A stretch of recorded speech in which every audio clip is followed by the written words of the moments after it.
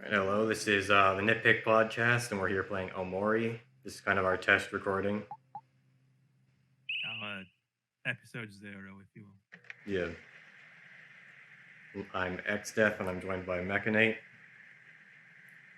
Just call me Meco. Okay, Meco. It's a bit of a mouthful, isn't it? And so is Evil Lord Exter. Yeah. So yeah, I am unfamiliar with this game. Exter's been telling me about it. I've seen him play it a lot, and I asked him how much he enjoyed it, and he said it's he said it's reminiscent of his other games he played, like Mother and Undertale. Undertale, Lisa, The Painful, it's another example. I feel like there's kind of a lineage of indie games, especially, that started with, well, it all took influence from Earthbound and Mother 3. And this game, I would say, definitely belongs to that. I've checked out the Tumblr of the creator, and she does have like Earthbound fan art and stuff on it. So she definitely liked that game as well. This game was made in Game Maker Studio, which I think is it's a program for people who have like story ideas or gameplay ideas for games but aren't very experienced in coding for the most part. And most games kind of suffer from using it in comparison to like a better tool, basically, or a more complicated tool, but it's okay sometimes. Basically, the main problem that this game has as a result of being made in GMS or in RPG Maker, rather, not Game Maker Studio, is that the overworld graphics kind of look like shit, which you'll see shortly. Yeah, I have noticed there's a common trope with RPG makers that you can always tell it's under that engine, that same thing. It's always the same sprites, Yeah. similar looking sprites, and that. Yeah, and the really basic sprites, like 2 frames for walking animation and all that sort of stuff.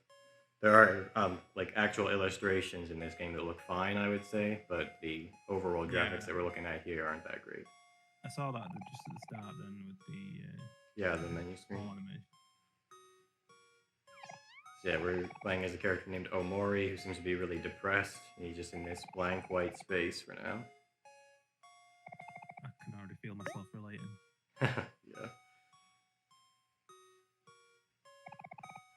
But is the black and white feel sort of a design choice to emphasize the like depression? Really?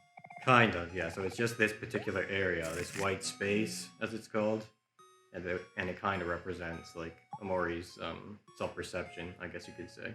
It's black and white. We'll go into a more like colorful world after this. This is our sketchbook. Oh yeah, because he read now. Yeah. Some of these things might make a little more sense later on in the game, but it's all heavily symbolic in any case. I saw one guy playing this game, and he was like really sensitive, I guess, to symbolism. Like he was reading everything as kind of having symbolic meaning, but I don't think that's really necessary for this game.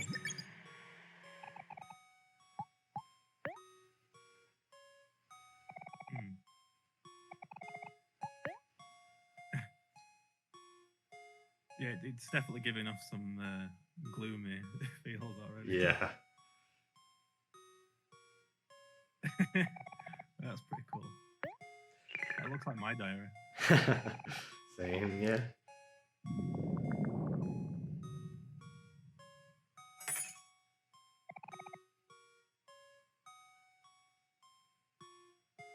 Okay, so I think we can kind of go on with the game now.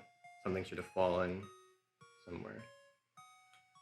Last time I played the game, it was down from the mat, so that's where I looked first, but it doesn't seem to be there this time. Oh, right, I see. So, oh, yeah, here we go. So we got it's just whiteness. Yeah.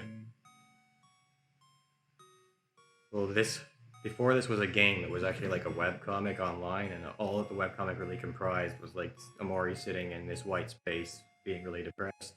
But the game has a lot more to it, I guess you could say. It expanded. So now we've got the knife, we can actually go through this door. If I had examined it before, do nothing would have been the only option, but now we have the option to open the door.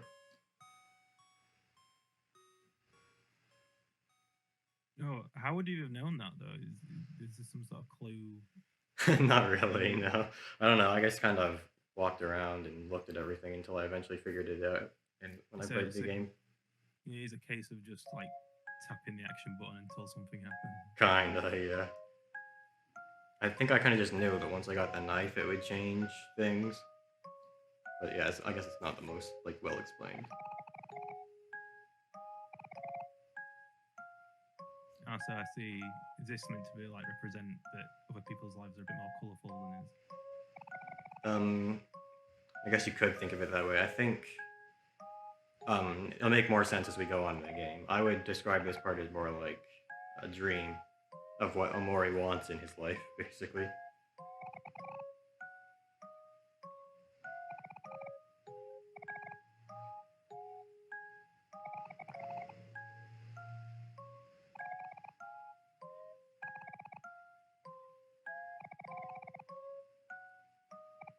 The music's. I don't know why it's put me in mind of obviously like an old style thing, but like Pokemon.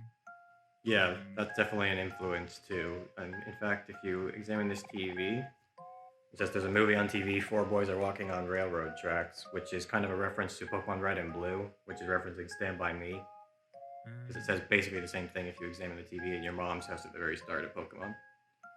Yeah, so we've got our three friends here. They're Hero, Kel, and Aubrey.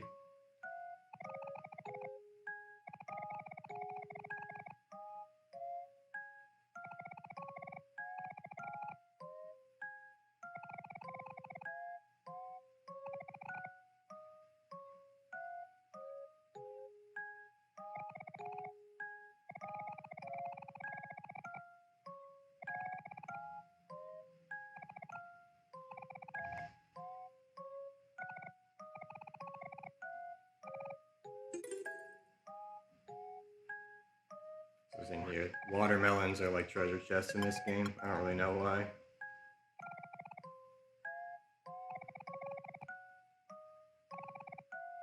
You sure there's not some symbolic meaning behind that? I think so, yeah.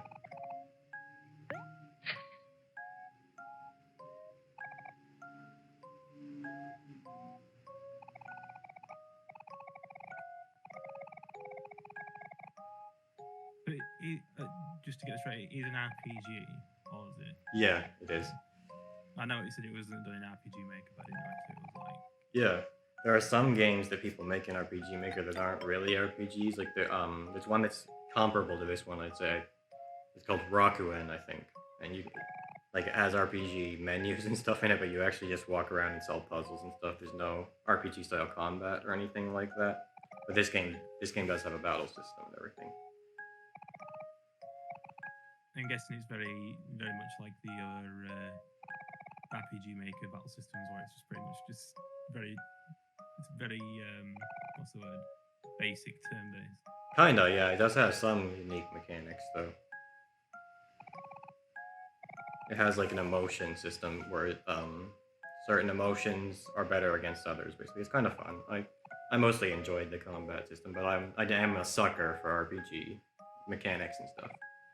Yeah, like especially like older turn based. There seems to be a lack of that lately. Yeah, It's mostly indie games that seem to do that. I don't really see many modern games doing turn based that much. yeah. Well, like Final Fantasy VII remake going to like a real time system is a good example of that. It seems like there's almost a perception that like classical RPG styles don't have a big enough audience to draw like AAA level sales, I guess you could say. Yeah. Except for Pokemon. That's the one exception. Yeah, well, that's the one thing that I always wonder is if it is just a case of 'cause I know Square like to argue the point that people just aren't interested in turn-based games anymore, but then you have got people like Nintendo pushing out Pokemon, which is always had a very similar battle system, but yet they sell like hotcakes. So Yeah, and I think Square's Octopath Traveler did pretty well in terms of sales and everything too. But I think they did like have a lower budget for that one. It wasn't meant to be as big as something like Final Fantasy VII.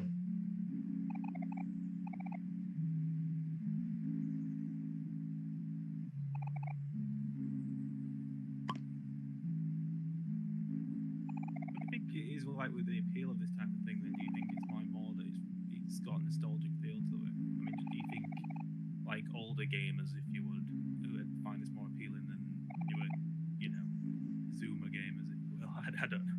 I don't know. I think maybe like with the raw RPG mechanics themselves, that might be true. But I think a lot of younger people do like this game and Undertale as well quite a lot. But I think that would be for the story more than anything. I would say that like I enjoyed the RPG aspects of this game, but I'm like a big fan of that genre. And that might be partially because I did grow up with it. But the main appeal of this game is definitely the writing and the story. We won't be able to show off all of that, at least not in one video, because you do have to get to the end of this game to be able to fully understand the story. But it deals with some pretty like heavy stuff that you don't see done a lot in games, which is one of the things I appreciated about it. So like, what's happening at the moment? Is just this is just like. Yeah, these is.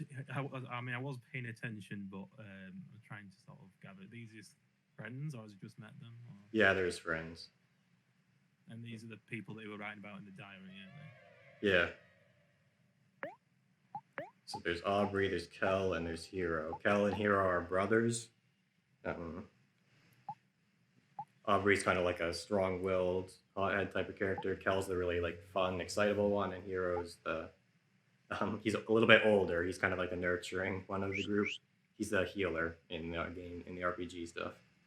I do like how the main character Omori is still black and white, while the rest of them are in colour and happy and cheerful, and his portrait is just miserable. Yeah.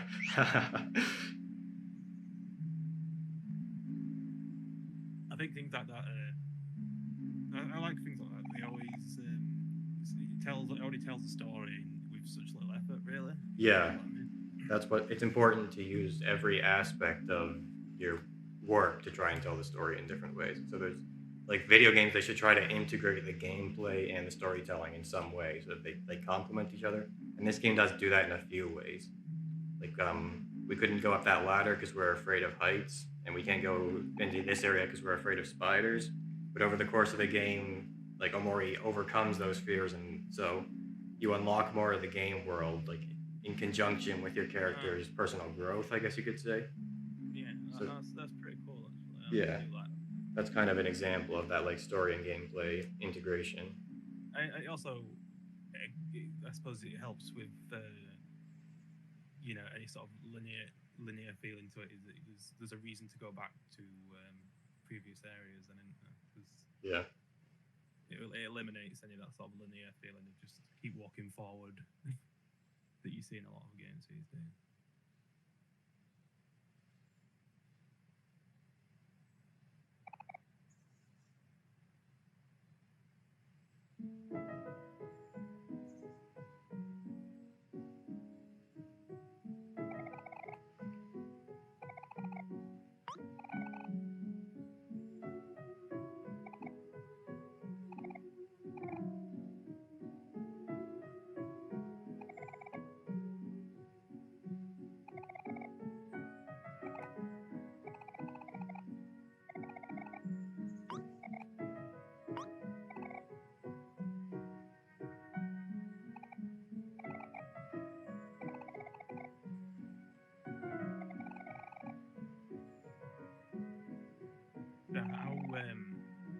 How long is the game total? I see you playing for quite a while. I think it's like 20 hours around that length, maybe a little longer even. There's a lot of side content and stuff too, so I didn't find everything, but I was being pretty completionist when I played it.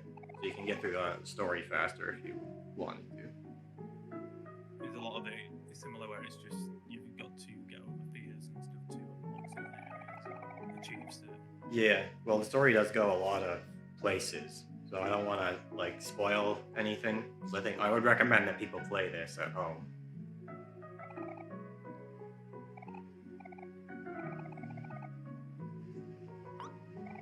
But yeah, I think it's fair. Like I can say without spoiling too much, that it's basically all about Omori overcoming his depression.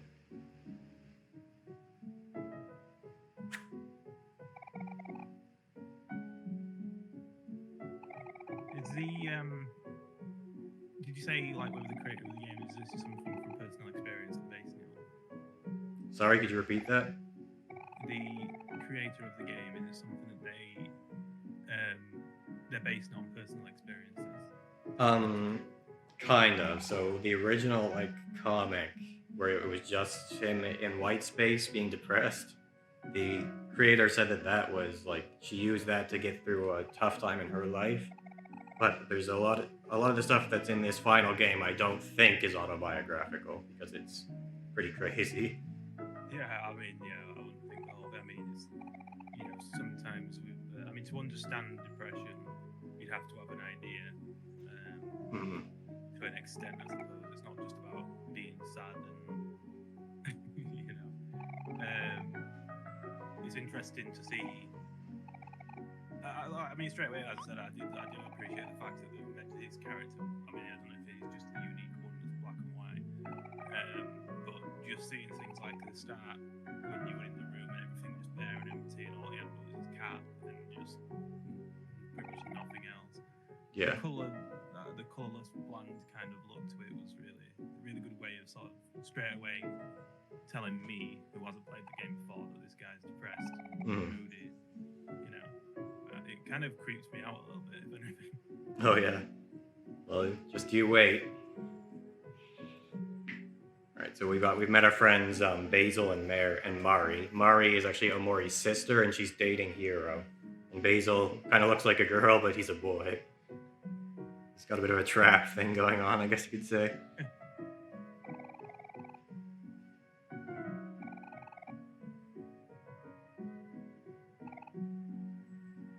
So this is Basil's photo album that we're looking at. It's kind of like a lot of memories of these characters. This will actually be very, very important to the story.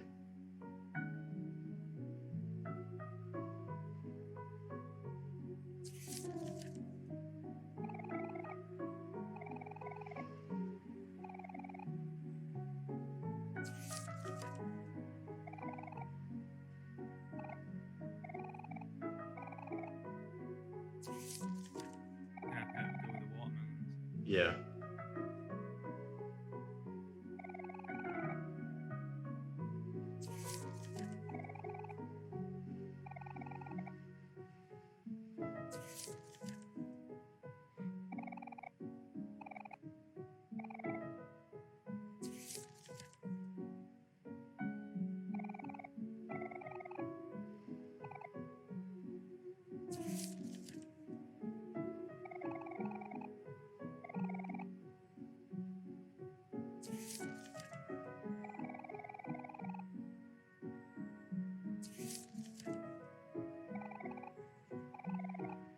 Yeah, work is pretty cute. Yeah. She was originally like an illustrator rather than a game designer. So the illustrations are well done. She's got like much more experience in that, I guess.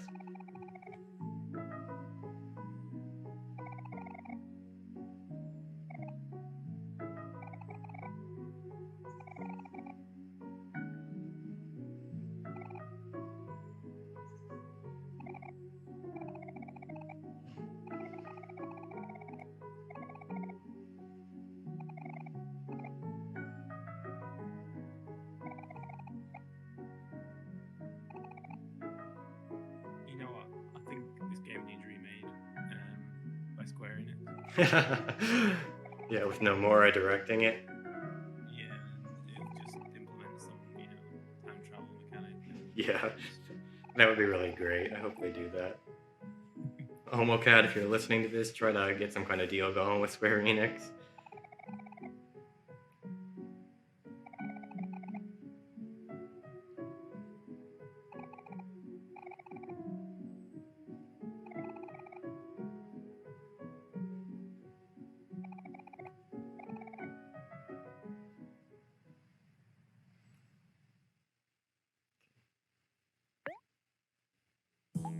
Has it not been out long, this game, then? I mean, I haven't really seen it. I think it came out in like December of last year, or anyways, towards the very end of last year.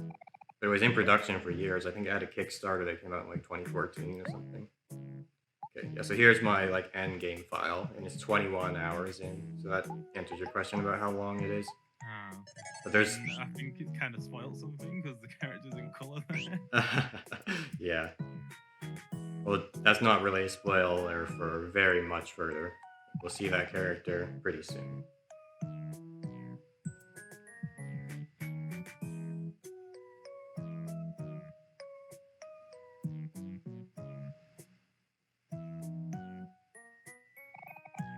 No boss.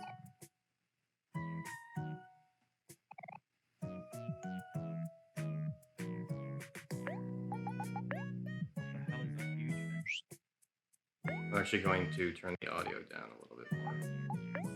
I'm having trouble hearing you over it sometimes.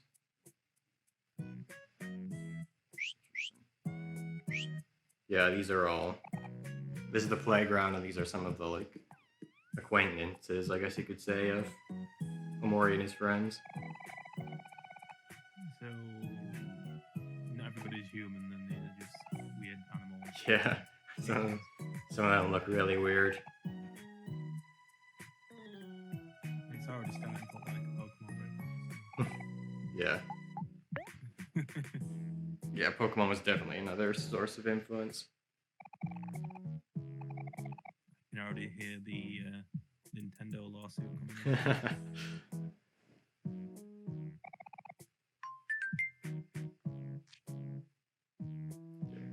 If we talk to this character, we get roped into playing hide and seek. I think it's mandatory for the story.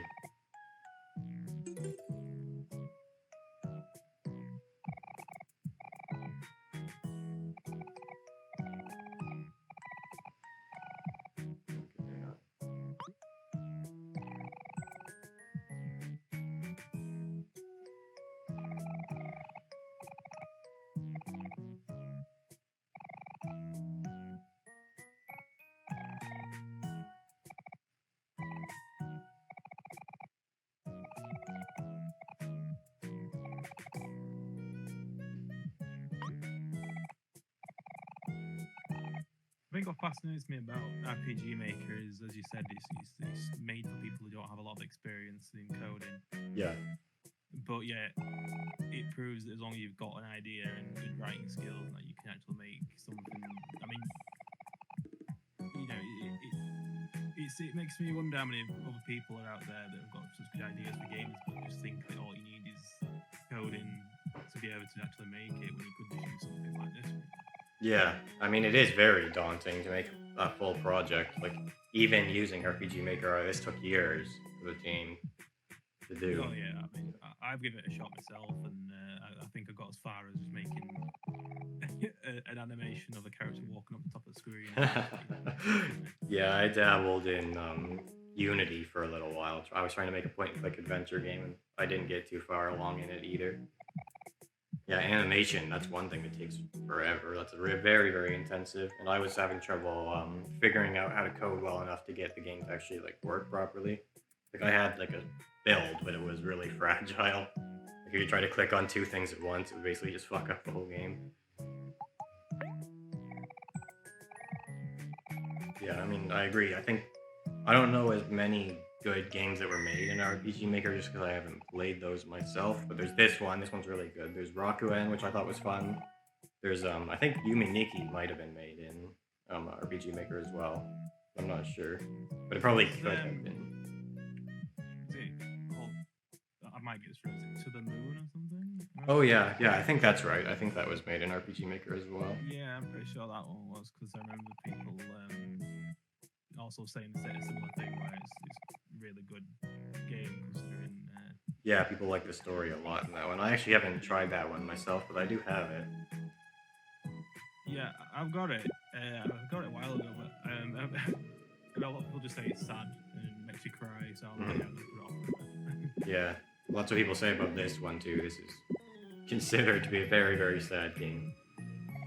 Lots about depression, so yeah, it goes hand in hand.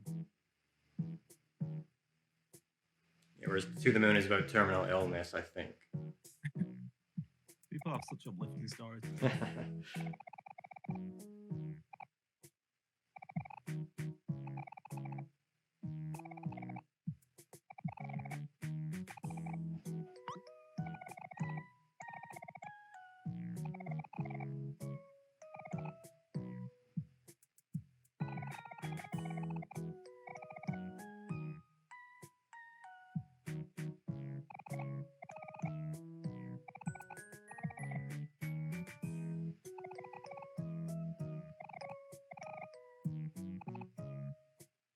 So do you need to talk to everybody now, or are you just doing that? I'm just doing it for the hell of it. No, I didn't You know, just like go. added some sort of more confidence to the character or something. Yeah. You just go to the tether ball when you're ready, and then you get roped into playing hide and seek. I don't know if she said something. Okay, we're not allowed to talk to our sister though. This girl stops us. Oh, right.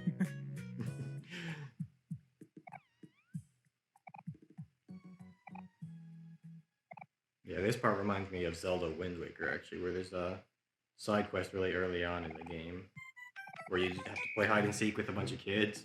And I always thought that was pretty lame and didn't really like doing it. So when I first played this game and got to this part, I was like, oh god, they really making me play hide and seek. Yeah. Oh, yeah. So, Kel and Aubrey both picked a really crappy hiding place on purpose so that they could help us. They're just such good friends.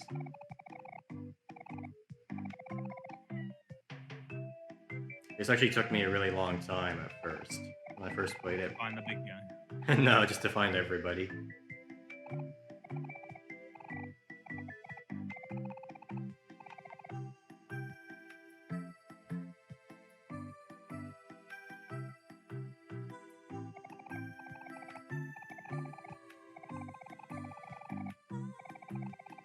He wasn't even trying.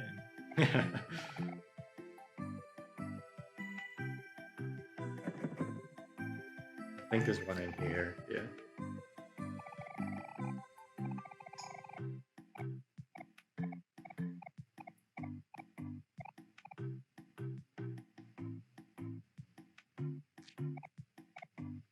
Oh yeah, and just to the viewers of the stream, there may be a slight delay with the thing that I say, just because I'm having to watch this through Twitch. Yeah. Streaming, so I just thought then, because it's like I might be reacting to something that happened like a few seconds ago. Yeah, I kind of noticed that just there.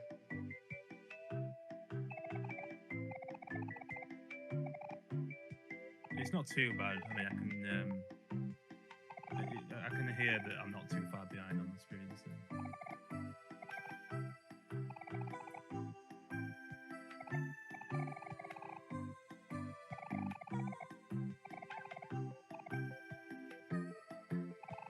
Have they released the soundtrack? I mean, I'm not going to go out my way to buy it, but have they released the soundtrack separately? Because they usually do with games like that. I think so. I know that they upload it all on YouTube. You can listen to it there.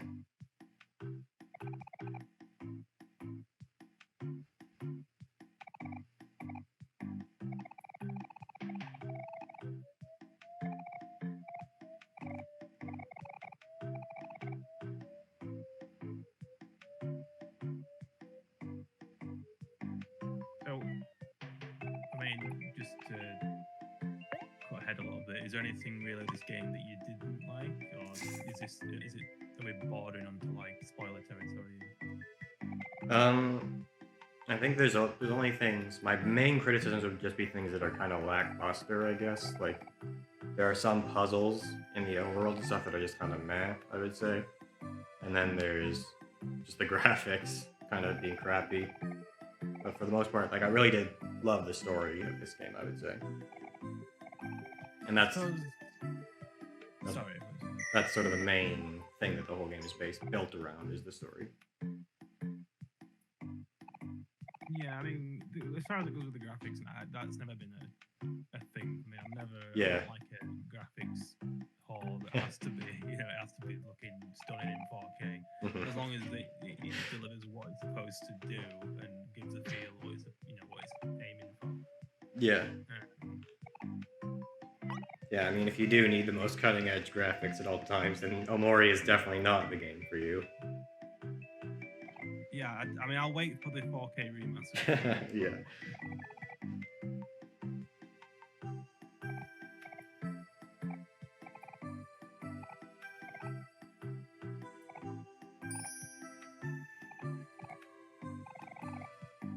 The names are so weird, it's hard for me to remember who's. Well, Hero is actually his nickname, apparently, but we never find out what his real name is. There's Berlin, and These characters aren't really very important. You only really need to remember Kel, Aubrey, Hero, and Basil, and Mari. Yeah, we found everybody except for Basil in hide and seek. Is this going to be where the twist where shit goes down? Well, kinda.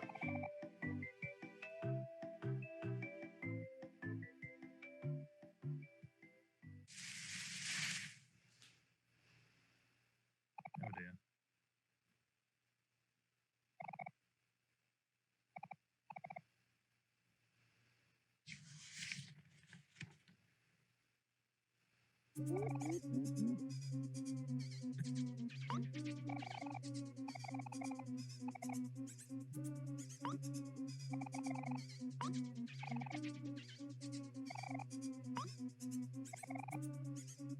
Right next to the sign that says no boss. Yeah. He's just really mad that everybody else didn't include him.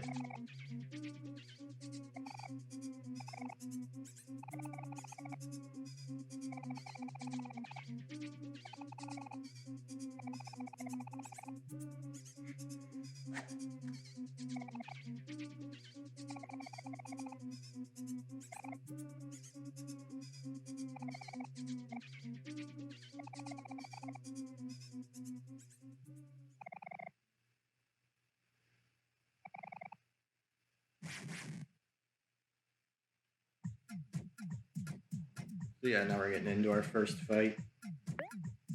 The game will explain this later, but I'll just go ahead and start. It's basically a normal RPG, but you have emotions, which are kind of like status effects, but every single one of them has a good and bad part, and there's like a rock, paper, scissors style system like Pokemon, where certain emotions are good against other ones.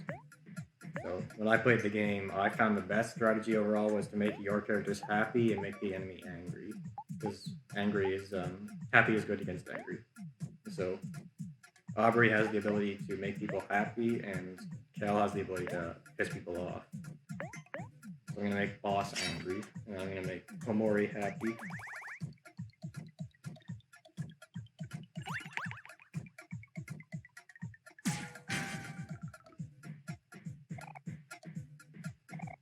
Oh, he's smiling. Yeah.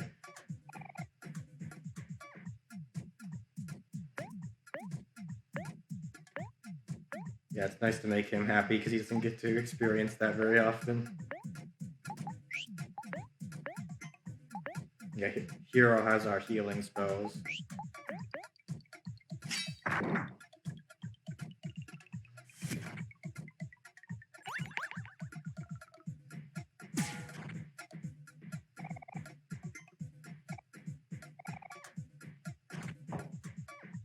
they're really doing a good job of the comic effect of this. It's quite nice to look at. Yeah, I do like all the illustrations and stuff in this. I think the photo album is where it shows up at the most.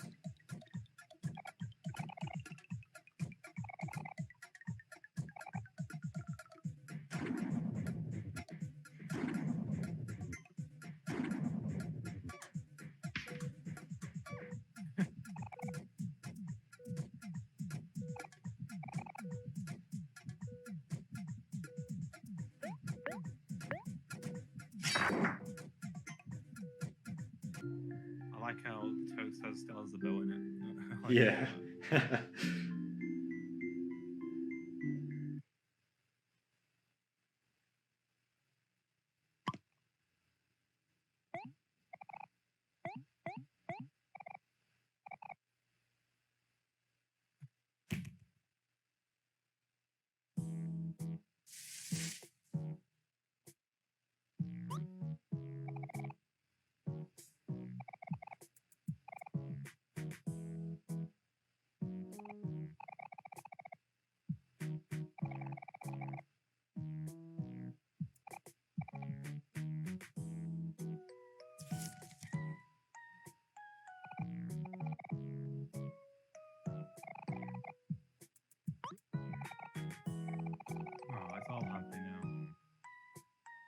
you're lying. I think this is a really happy, child-friendly game.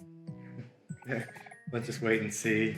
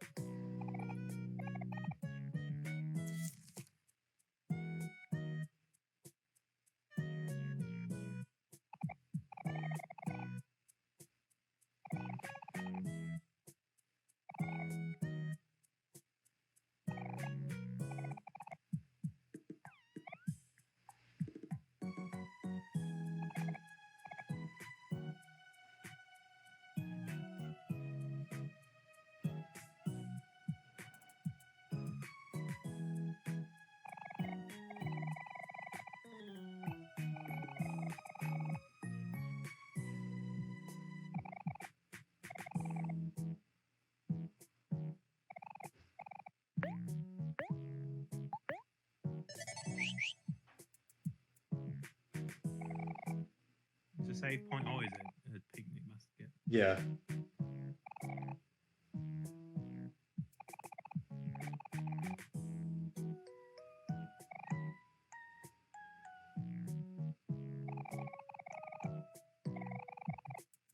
I like puzzles.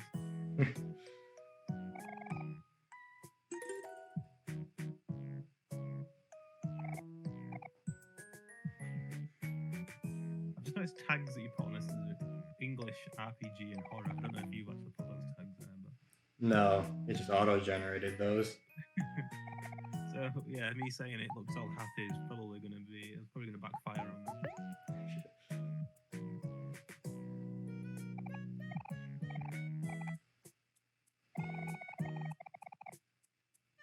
Well, I think there are some very happy parts of this game. And I think that's actually important to what it achieves too, because I find that a story that's just like really depressing or really like violent all the time, you get almost desensitized to it. It stops kind of meaning anything. But if there's that contrast, if there are times when the characters are happy and stuff, and then there's like the really horrible parts too, I think it has more impact.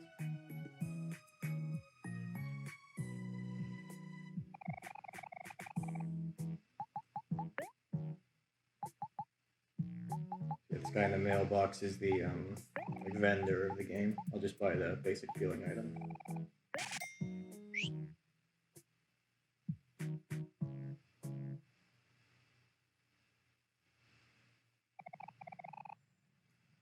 What's a present? That looks expensive. It actually makes somebody angry if you use it on them, because it's not what they wanted.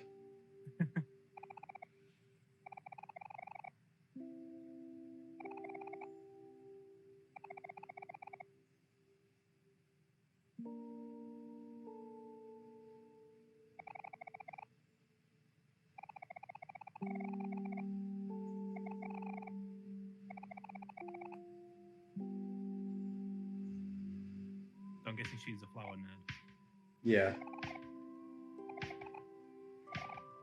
Basil, he really likes he's into growing plants. Oh, it's a he. Yeah. Oh, you did earlier, didn't you? Yeah.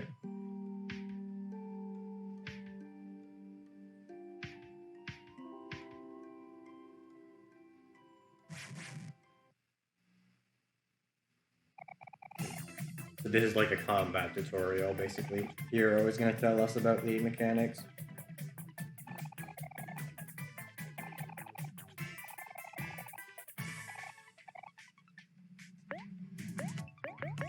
I suppose there was no way of really losing that last battle. I don't think so, no. Well, he did like a big attack that wiped everybody out, but Omori held on, and that's actually a mechanic that's like in the game for the rest of the game too. Is that he can always survive a lethal attack with 1 HP. Is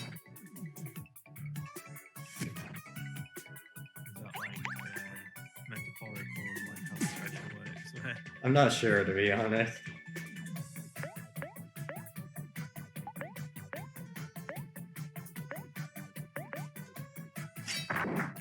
Oh yeah, it is used in the story at one point. Yeah, it's at the very end of the game.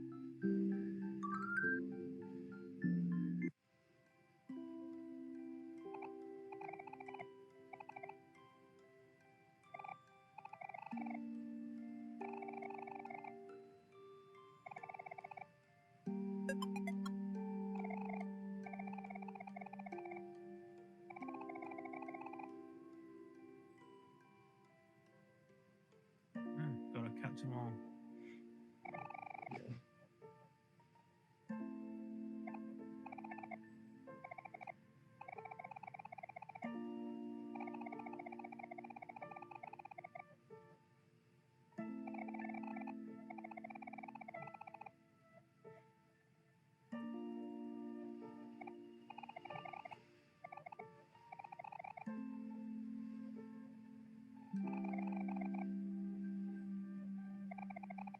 Isn't that character from Final Fantasy 15? Who, Basil? No, Gladiolus. Sort of, Oh, possibly. Well, it's derived from Roman, I think, where they had the gladius as like which was their short sword that the heroes or the legionaries would carry.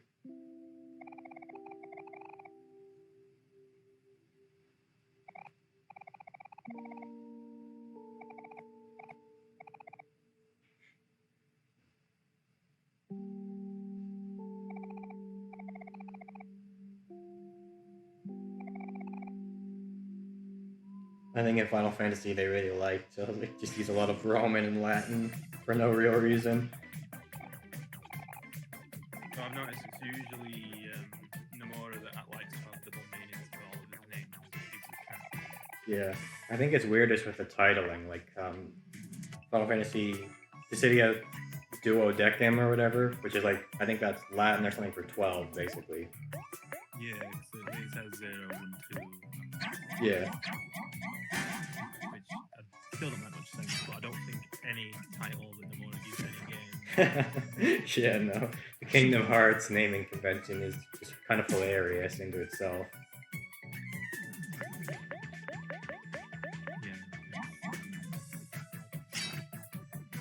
I mean, that's why I never even bother with Kingdom Hearts series anyway, despite the fact that I'm not interested in it as a whole. I don't even know where to start. Yeah, no I kidding. think you start with number 1, but apparently no, you start with that Union. Yeah, I think like Birth by Sleep is the prequel to the first one. I don't really know too much though either. I just played the first 2, and then that's it. But I think when you get to the third one, it does like reference all the fucking spin-offs and everything a lot. So yeah, it's very hard to access. Okay, I'll take a look at this. Yeah, this shows like which emotions are good against which. It's really simple though. Sad is good against happy. Happy is good against angry, and angry is good against sad.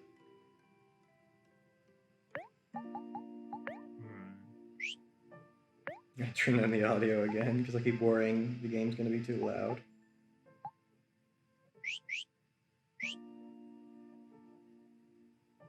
It sounds alright, to be honest with you. I mean, it doesn't help that I sound like I'm eating bread whenever I'm speaking anyway. Yeah.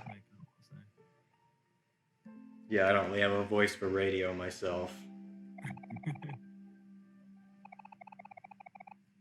We should just get Mr. A on the next one to just speak for us as well as. Yeah, we just like DM him all of our lines. Exdeath says this.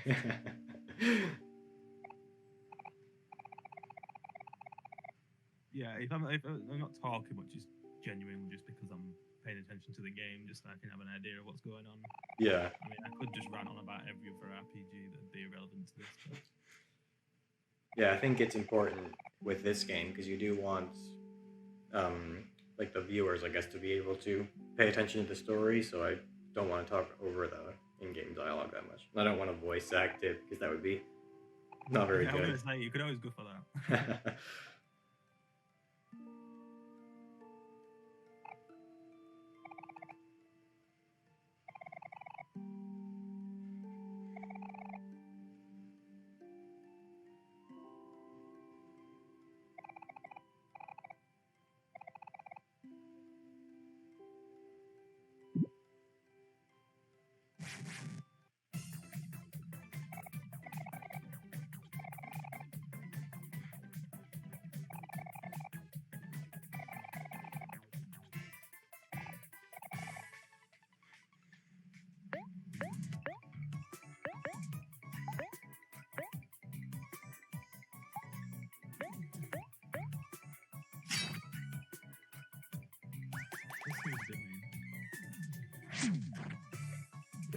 These sprout moles, they're actually supposed to be like intelligent, like humans, sort of, but they go mad when they're lost. So when I first played this, I thought there might be a way to spare them, kind of like Undertale. But it turns out, no, you just have to kill them. But it's a little bit like underlyingly morbid.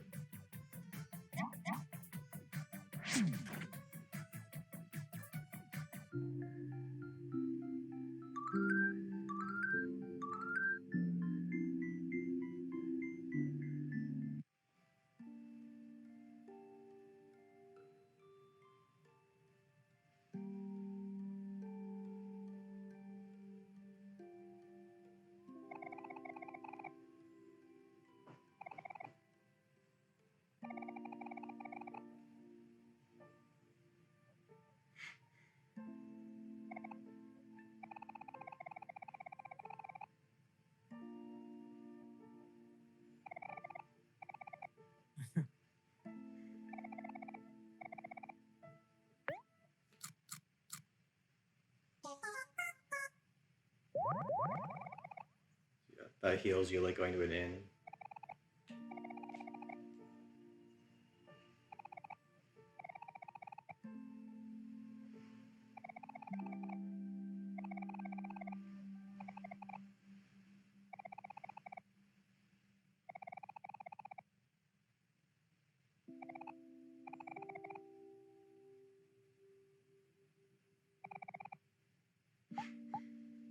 The first time I played this, I did say no. Let's see what happens if we say yes.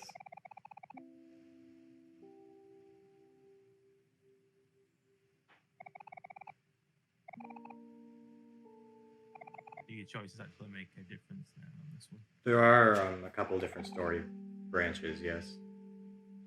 But I don't think that one in particular has any impact.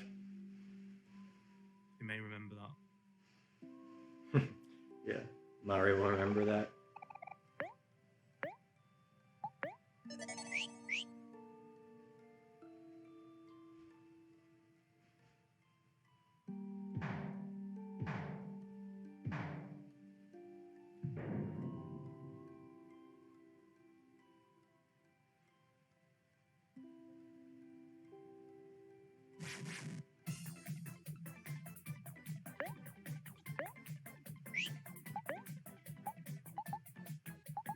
Yeah, you just straight into battle, didn't you? Yeah.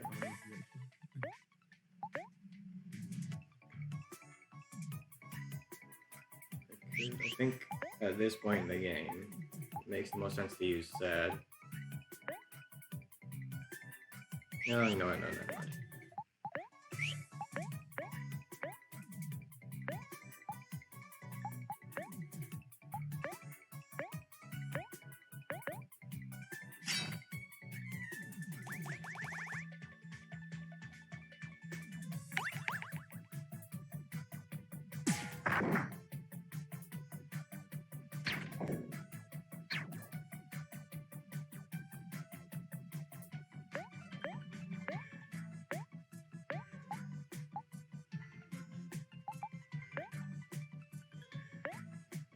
Are you controlling all the part members? Yeah. Yeah, no, don't worry, there's no Persona 3 bullshit where they go automatically. Everyone just keeps doing the wrong attack. Yeah. I was reconsidering some of my moves.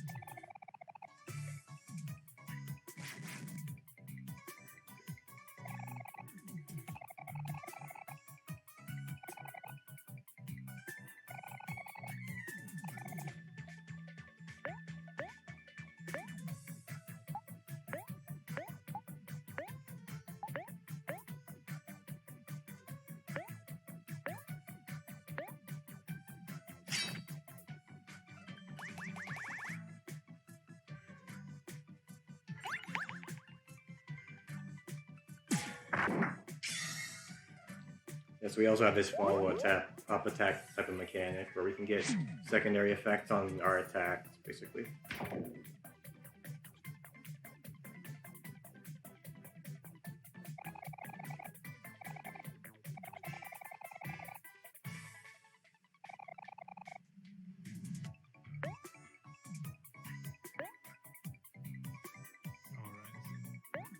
There's a whole bunch of different ones with different effects.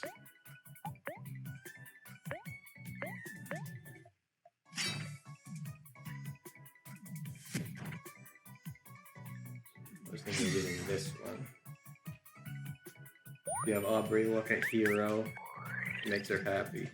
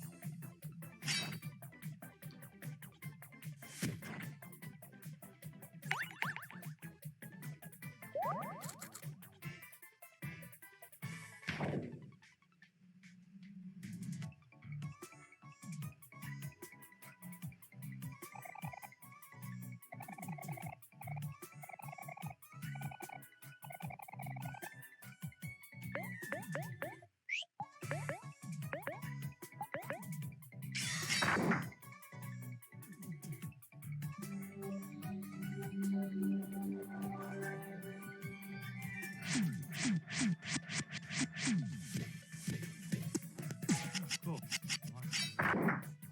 Yeah. Yeah, you get a super attack if you save up to 10 energy, which you get when you get attacked.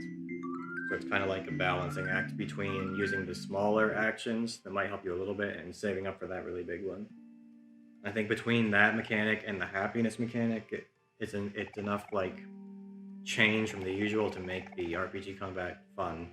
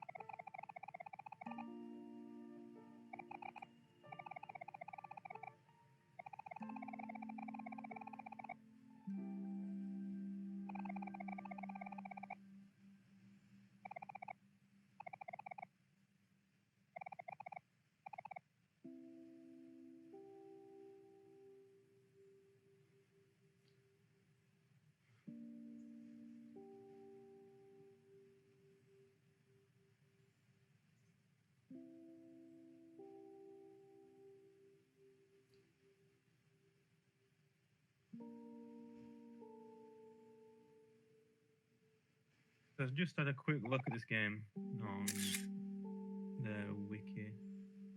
Apparently it was supposed to come out on the 3DS, but that never came through. Yeah, because it just took so long to develop that by the time it was ready to release, the 3DS it wasn't really a thing anymore. Nintendo had already shelved it. I do think it would have been very well suited to the 3DS because I think these lower tech indie games are good on a handheld. Like Shovel Knight would be another example. That had a 3DS version. I always thought that would be a good way to play it. It says as you were saying, it's heavily inspired by the Mother series, specifically Earthbound and Mother 3. Yeah. I can understand why you instantly were drawn to it then. Yeah. Yeah, for reference, Mother 3 is probably my favorite game.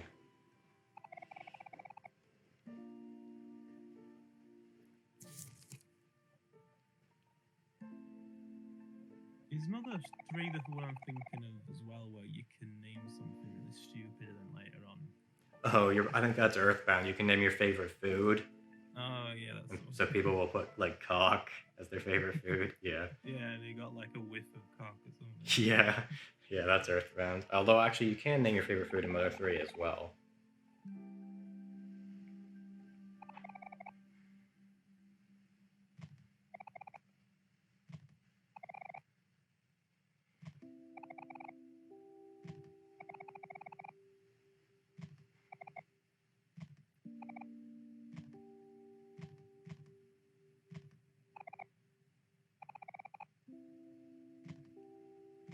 seems to have quite a decent following. I mean, they've even got their own page for it and stuff, which is, I mean, a wiki page, which is all done up pretty well. Yeah.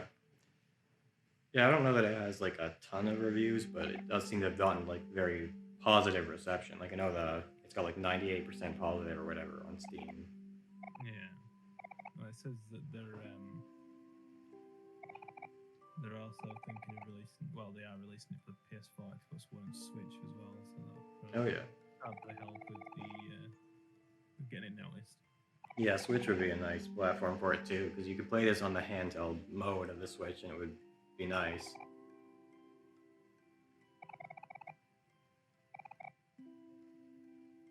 Apparently, it has automatic like Super Nintendo controller integration. Oh, that's interesting.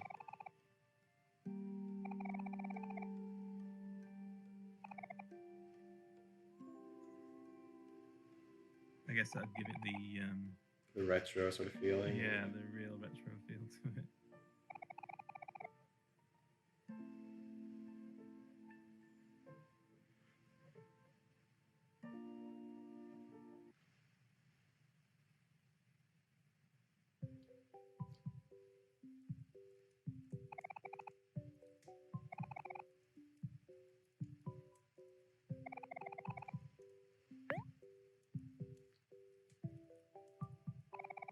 Yeah, it says that the composers for this are heavily inspired by Earthbound, obviously, Animal Crossing and Persona. Oh, there you go.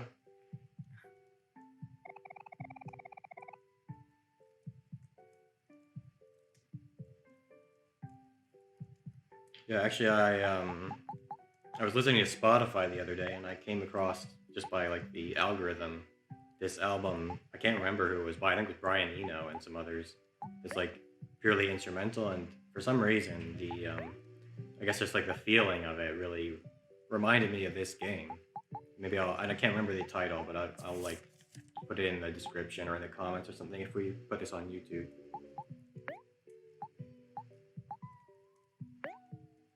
Yeah, this track right here reminds me of Earthbound. Yeah, I can see why.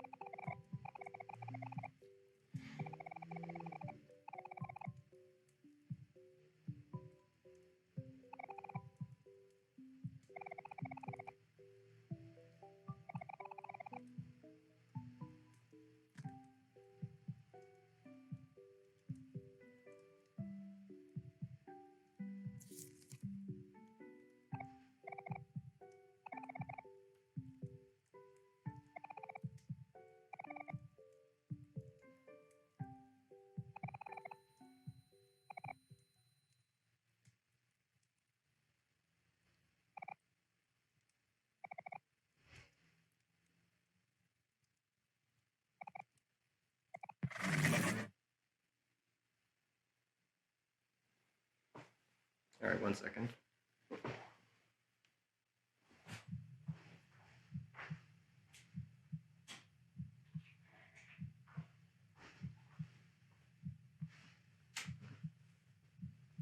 All right, I'm back. So yeah, after that, we're back in white space.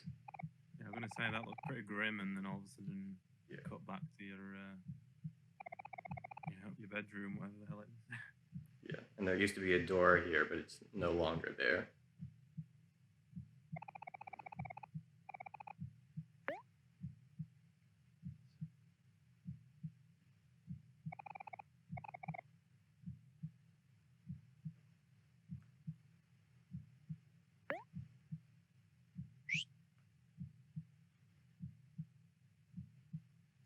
It's all basically the same as it was before otherwise.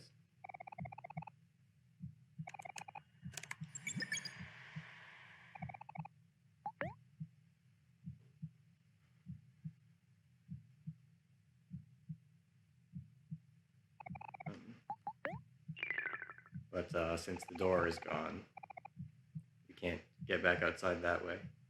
So So there's actually only one way to progress the game at this point, and that's this.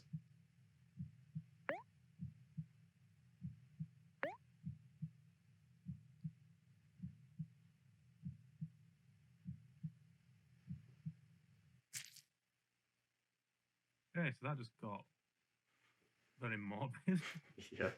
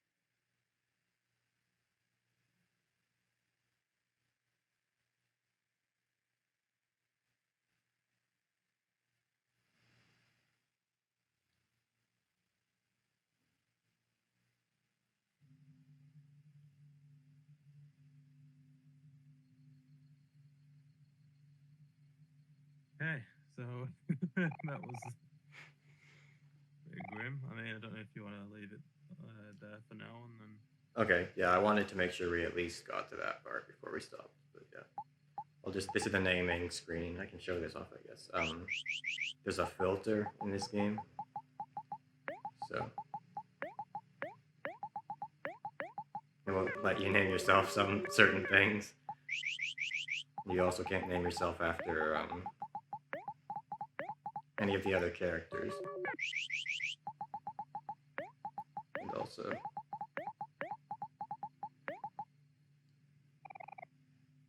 Okay. You get an achievement if you try to name yourself Omo Cat, because that's the creator of the game. But the character's name is actually Sunny, so we'll just go with that. It should give me a chance to save soon, and we can stop there. That's fine, yeah. So we'll save some for another episode. Yeah. It'll be interesting to see. Yeah. Now we've got to the. I mean, it was looking all happy up until that point, and now I'm a bit kind of like scared to progress. Yeah, so would you be interested to play more of this one? Yeah, I mean, if you're happy to, we'll definitely. Yeah. Well, I don't know. Might have a bit more to talk about as well, because I was just really paying attention to what it would about, because I had no idea. Yeah.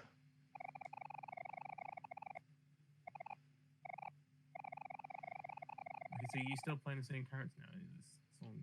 Well, this is Sunny. I think I can talk about this without really spoiling anything. This game kind of has like a two-world dualism, kind of like Link to the Past or Darkseid, if you know what that is, where like everything in the world that we were just in has a counterpart in this real world, and so the counterpart to Omori is Sunny. Right. Oh yeah, because that was the coloured, the coloured in character. Yeah. That's on your save file. Yeah. Right. Okay. And so it's starting to sound really interesting now. Yeah. I mean, not that it wasn't before, but it's now that I've got a better idea of what the game's actually about. Yeah. Yeah, I think like you can't fully understand the story of this game until like the very, very end of it. But I think for me, at least, once I did get to the end of it and had some time to think about it, I did start to really appreciate this game as a story.